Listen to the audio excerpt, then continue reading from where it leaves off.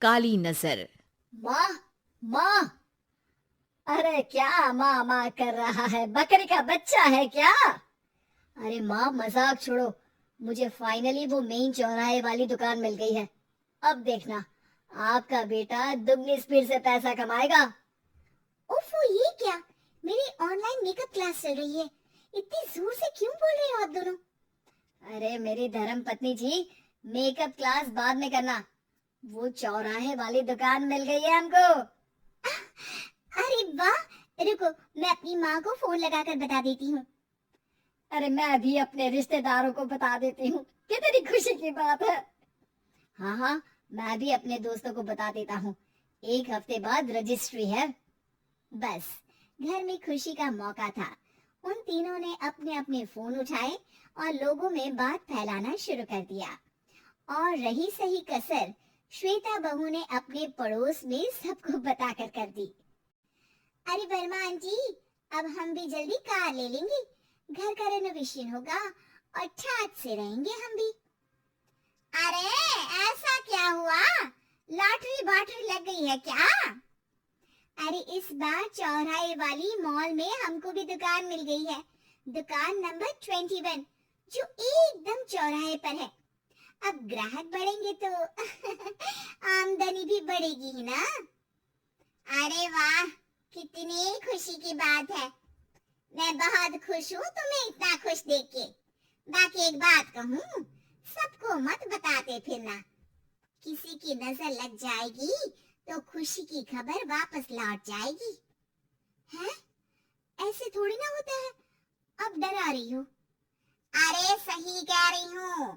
काली नजर कहते हैं इस चीज को, जब आप किसी को कुछ बताओ और वो काम बिगड़ जाए। अरे लेकिन मैं तो... तुमने सबको बता दिया ना? हाँ, फोन लगा लगा के। अब बच के रहना। काली नजर बड़ी खतरनाक होती है। श्वेता इतनी खुश रहती है कि वो वर्मा आंटी की बात पर ध्यान ही नहीं देती, जबकि पड़ोस में और भी लोगों से खुशी की खबर शेयर करती रहती है। अगले दिन राजेश बहुत दुखी होकर घर आता है। अरे बेटा, क्या हुआ? मुंह क्यों सूजा हुआ है? मधुमक्खी ने काट लिया क्या? माँ, वो दुकान किसी और के पास चली गई। किसी ने ज्यादा भाव लगा दिया। अरे पर बात तो आपसे हुई थी ना उस दुकान वाले की।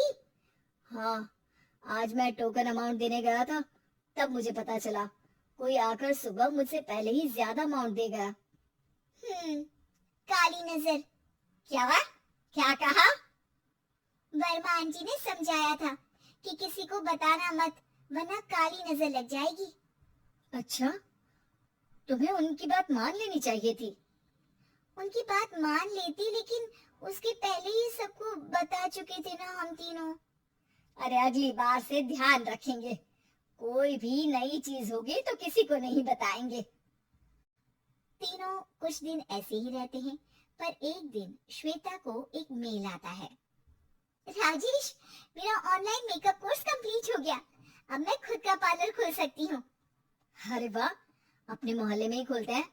ये जो घर के सामने दुकान है ना, वहीं। हाँ, यहाँ सस्ती भी मिल जाएगी। अगले दिन श्वेता वर्मा आंटी के पास जाती है, मिठाई का डब्बा लेकर। अरे आओ आओ, कैसे आना हुआ? जोर से नहीं बोलूंगी। वो सामने वाली दुकान है ना, वहाँ मैं अपनी पार्लर की दुकान खोलने वाली हूँ। उसकी मिठाई है। अरे वाह, बहुत बधाई हो तुमको। हाँ, मैं कमाने लगूंगी तो राजेश पर पूरे घर का बोझ नहीं रहेगा ना आंटी जी। ये तो है, पर ये बता कि तूने ये बात किसी और को तो नहीं बताई ना? अरे नहीं नहीं, पिछली बार गलती कर दी थी।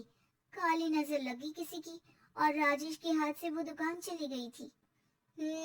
सबको मत बताना। अगले दिन श्वेता दुकान के लिए मालिक से बात करने जाती है। अरे लेकिन दुकान तो हम कल रात को ही किसी को दे चुके हैं। कल ही? हाँ, कल ही। 2 दिन बाद कोई यहाँ पार्लर भी खोल लेगा। अब कहीं और दुकान देख लीजिए। अरे पर हमको भी तो पार्लर ही खोलना था। हाँ भाई, एक ही दुकान है आधी आधी तो नहीं दे सकता ना मैं। राजेश और श्वेता घर पर हताश होकर आ जाते हैं। इस बार तो किसी को बताया भी नहीं था, अब किसकी काली नजर लग सकती है। सुनो, तुमने माँ को बताया था क्या? अरे कैसी बात कर रही हो, माँ की नजर थोड़ी ना लगेगी। पक्का तुमने किसी को नहीं बताया था ना? सिर्फ वर्मा जी को बताया था, उन्होंने ही मुझे किसी को नहीं बताने को कहा। अरे यार तुम भी सही हो, मेरी माँ को नहीं बताने को कह रही हो, पर वर्मा आंटी को बताना तुम्हें जरूरी लगा। अरे वर्मा आंटी ने ही तो काली नजर के बारे में बताया था ना, वो हमेशा हमारा भला ही तो चाहती है। मेरी माँ भी हमारा भला ही चाहती है। अरे पर चिल्ला क्यों रहे हो, बात नहीं कर सकते क्या आराम से? नहीं आता हूँ आराम से बात करना, और करना भी नहीं चाहता हूँ मैं। दुकान जाने का दुख गुस्से में बदल गया था और राजेश और श्वेता में बात बंद हो गई थी। 2 दिन बाद मोहल्ले में पार्लर का इनॉग्रेशन हुआ, जिसमें मोहल्ले के सभी लोगों को बुलाया गया, पर श्वेता, राजेश और माँ नहीं जाते। माँ अंदर आ जाओ, क्या देख रही हो? अरे नया पार्लर देख रही हूँ अपने आंगन से। देखो, माँ को दूसरे का सुख देखने में कितना मजा आ रहा है, मेरा दुख नहीं दिख रहा इन्हें। यहाँ मेरा पार्लर भी तो हो सकता था। अरे चुप रहो यार, हर बात में लड़ाई क्यों ढूंढ रही हो? राजेश और श्वेता फिर बहस करने लगते थे। तभी माँ ने दोनों को बाहर बुलाया। अरे जरा देखो तो, दुकान चलाने वाले का बोर्ड पर नाम क्या लिखा है? श्रुति वर्मा। गाड़ी निकाले बेटा, हमें कहीं जाना है। काली नजर का इलाज कराने। राजेश अपनी बाइक निकालता है। तीनों ट्रिपलिंग कर रहे हैं। माँ राजेश को उस मॉल वाली दुकान पर लेकर जाती है जहाँ राजेश अपनी दुकान खोलने वाला था। यही दुकान लेना चाहता था ना तू? हाँ, पर इनको भी दुखी करने लेकर आई हो क्या यहाँ पर दुकान दिखाकर? वहाँ काफी नहीं था? अरे श्वेता थोड़ा सब्र रख, अभी पता चलेगा कि हम यहाँ क्यों आए हैं। बता, इस दुकान चलाने वाले का नाम क्या है? अनुपम वर्मा। कुछ समझ में आया? वो दुकान वाली श्रुति वर्मा, ये दुकान वाला अनुपम वर्मा, और हमारे पड़ोस में हमने उस दुकानों के बारे में बताया किसको था? अब वर्मा आंटी को।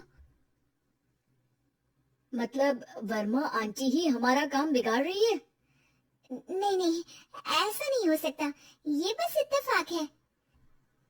राजेश अपना फोन निकालता है और श्रुति वर्मा और अनुपम वर्मा के नाम फेसबुक पर सर्च करता है, जहां ये दोनों ही वर्मा आंटी के रिश्तेदार होते हैं।